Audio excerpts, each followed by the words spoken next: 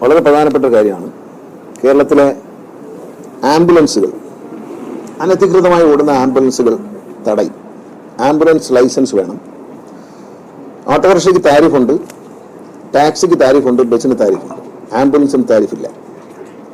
കൊട്ടാരക്കര ഹോസ്പിറ്റലിൽ നിന്ന് എന്നെ തിരുവനന്തപുരം കിംസ് ഹോസ്പിറ്റലിൽ എത്തിക്കാൻ എൻ്റെ നിന്ന് വാങ്ങിച്ചത് 18,000 രൂപയാണ്. അതുകൊണ്ട്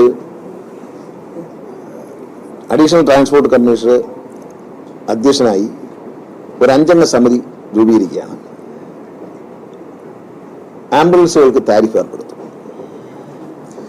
ആംബുലൻസുകൾക്ക് കർശനമായ നിയന്ത്രണം ഏർപ്പെടുത്തും.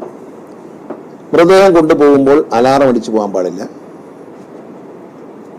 വേഗത്തിൽ യാത്ര ചെയ്യാൻ വേണ്ടി ആംബുലൻസ് ഓടിച്ച് പോകാൻ പാടില്ല. ആംബുലൻസ് പോകുന്നതിന് പൈലറ്റ് പോയിട്ട് 3-4 ആംബുലൻസ് ഒരുമിച്ച് പോയിട്ടുള്ള കലാപരിപാടികളൊന്നും വേണ്ട. എന്തെങ്കിലും സീരിയസ് ആയിട്ടുള്ള കാര്യങ്ങളുണ്ടെങ്കിൽ, അത്തരം കേസുകളുണ്ടെങ്കിൽ പോലീസ്